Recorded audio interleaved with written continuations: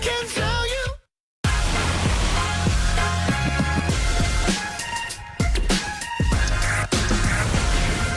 Back here with Coach Mangini, we're going viral. It was World Trick Shot Day yesterday, and the Harlem Globetrotters cashed in big time, executing a 13,000-foot skydiving shot to perfection. Watch it. Oh! A dunk. Oh. Wow. That's impressive. Have you guys ever done this? Anyone on this set? No. Okay. I've done this a couple times, not the trick shot. You've dunked in but skydiving? I've skydived. It's hard enough just landing and not breaking your leg to just land, even when you're tandem like this. But to do that is insanely impossible. Nah. Who do you give the credit to, though? Is it the guy who controlling the parachute, right? Yeah, but it's a team effort. Coach, you want to do a tandem skydive? Yes! I didn't even know this Photoshop was coming. Wait, where's my basketball?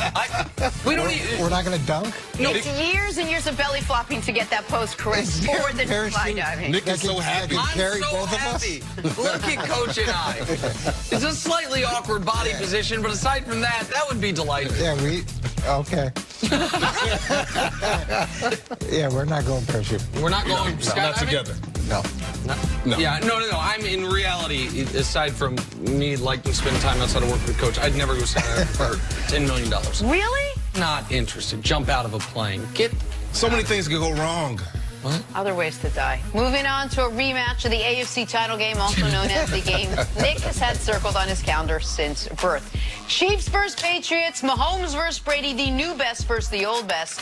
Three-time MVP Tom Brady was asked about the reigning MVP Patrick Mahomes, and here's what he had to Let's say. listen in.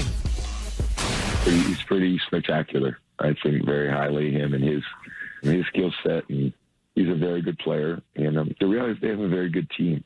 They have a very good offense. They have very dynamic receivers, one of the best groups in the league. They got one of the best tight ends in the league. They have some great running backs, and Patrick distributes the ball to all of them.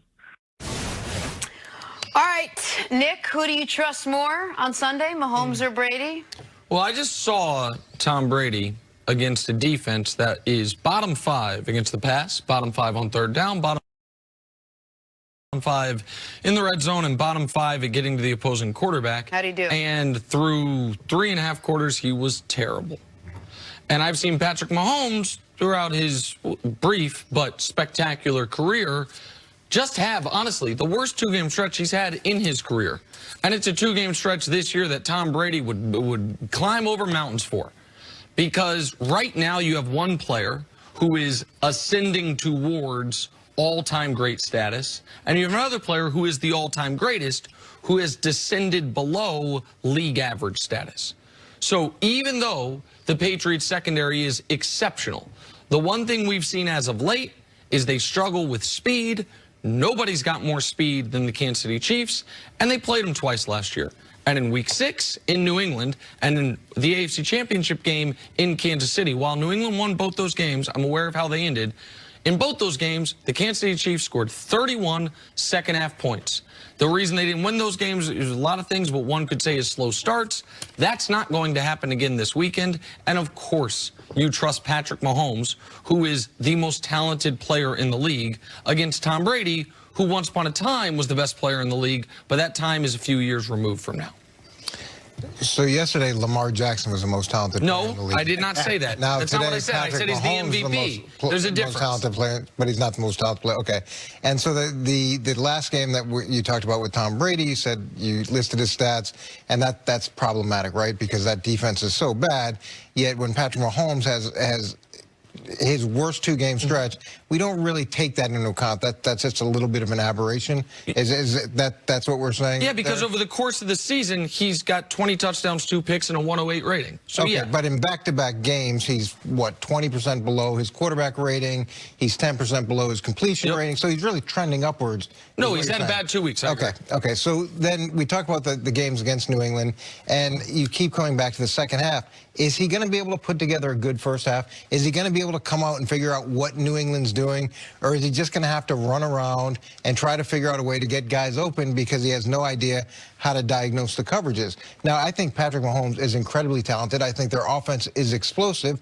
I think the thing that he has to show is that he can look at what's in front of him, be able to diagnose it effectively, and not have to keep waiting till the second half to try to make a dramatic comeback. I'm going to go Tom Brady here, and I agree with you, Coach. I think Patrick Mahomes is a special player, but walking into Foxborough, where they've won 21 straight, including the playoffs, it's just hard to do. It's a certain when you walk in there and you're looking at the banners up there, you're talking about a ring ceremony, you see Tom Brady on the other sideline. That's just a daunting task for anyone. And Patrick Mahomes has proven that he can win in certain situations, but that defense that the Patriots have, they're special. They've only given up 2 touchdowns and 7 interceptions at home this season.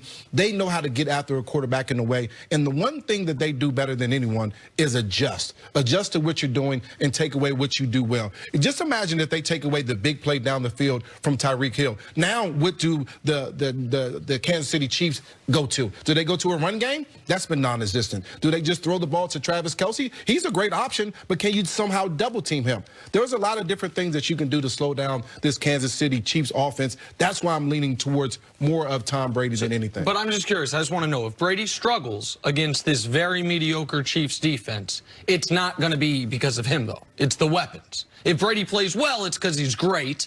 And if he struggles, though, it's that, well, listen, Julian Edelman, who I'm told is a fringe Hall of Famer, James White is one of the best pass-catching running backs in the league, and a first-round pick at wide receiver, another first-round pick at running back. It's not enough. It's not fair to ask Tom Brady against the 32nd ranked Houston Texans red zone defense and 28th ranked Houston Texans passing defense and 31st ranked Houston Texans third down defense to do more. But when he played, I just don't know what the rules of engagement are for this as far as what I'm expecting to see on Sunday afternoon. There's always been a sliding scale for Tom Brady. I'm saying when half the team flies down a different plane because they've had the flu, of course we don't take that into account because the Patriots, they always overcome it. When it's your third center, you don't look at it. It's the Patriots. They always overcome it. When you lose your starting tight end, when you lose your backup tight end. He retired. No, I'm talking about James Devlin. Okay, so you lose James Devlin. Okay, gotcha. Well, he's a fullback tight end hybrid. Sorry. When you have the transition, the young players that they have, and we have such a high expectation of them being able to overcome every challenge, that they're graded on a different curve. And if you put Patrick Mahomes on New England's offense, they win the Super Bowl going away. If you put Patrick Mahomes on a team with that defense, they win the Super Bowl going away. I want to know Patrick Mahomes offensively. What would that performance look like? Without those weapons. He is with New England's offensive group. It's Patrick Mahomes. Tell me what that looks like. Okay, I'll tell you what it looks like. You know what? Philip Dorsett becomes a legitimate deep threat. And N'Keal Harry has the type of season McCole Hardman's having now that he's back in the lineup. And we're not whining about the lack of a fullback, because if you have Patrick Mahomes on your team, you're not trying to run some I formation 1960s offense. You're throwing the ball around the field. They ran the reason the center, the blocking tight end, and the fullback are so desperately important is because you got a 42-year-old man at quarterback, so you have to lean on the run game. They would love. Are you kidding me? What it would look like if Patrick Mahomes was on this team with that defense? And I like Andy Reid, but that schematic coaching advantage, what it would look like? It would look like an undefeated team that is the overwhelming favorites to win the Super Bowl, as opposed to a team that has a gaudy record but is about to be 0-3 against the 3 teams in the conference that matter: the Ravens, the Texans, and in 4 days, the Kansas City Chiefs. You're telling me that Patrick Mahomes hasn't benefited significantly from having arguably the best tight end and one of the most explosive receivers? Absolutely, yeah. But now when you put him into a group that doesn't have anywhere near that level of ability, you're telling me that he's going to elevate those guys. When his weapons aren't available, everybody's talking about the fact that it's so challenging for him. Yes. Because before he hurt his knee, Tyreek Hill went out in week 1. He didn't have him the entire time, and he was the best quarterback statistically in football. The Patriots lost their center. The Chiefs lost the #1 overall pick left tackle for 8 weeks. No one gives a damn. Like, pardon me. When they lost their left tackle, they also lost their left guard. Does anyone know? No, because teams lose offensive linemen time into injury every week in this league. But because we are grasping for reasons why Tom Brady's gone 2 months without a great game, it's like, well, what do you expect him to do? Well, I mean, what do you expect him to do with an all-time great defense and the greatest coach ever and the best home field advantage in sports? It can't be his fault when it's clearly partially his fault. Well, the Patriots certainly need to get back to running the football. That's what they did well last year. Yeah. Without Gronk on the edge, I think that's a little bit of an issue. Coach, I want to ask you a question, though. When you talk about the coaching matchup, Andy Reid versus Bill Belichick, who do you give the edge in that matchup?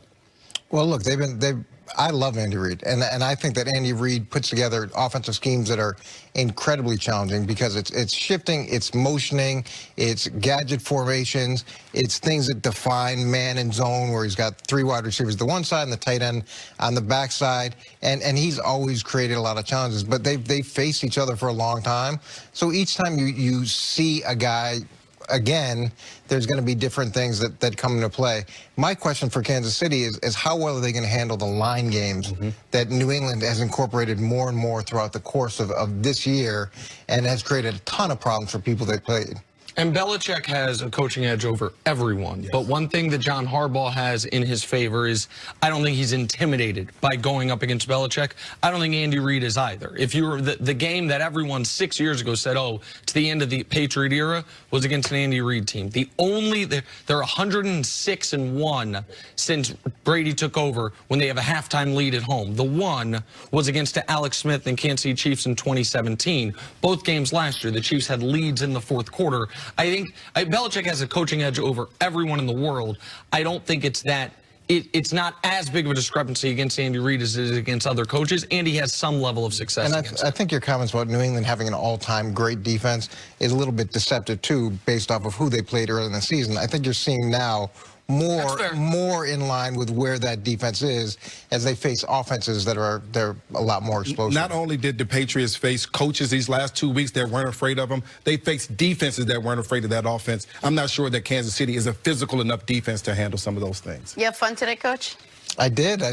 You have so much energy and excitement.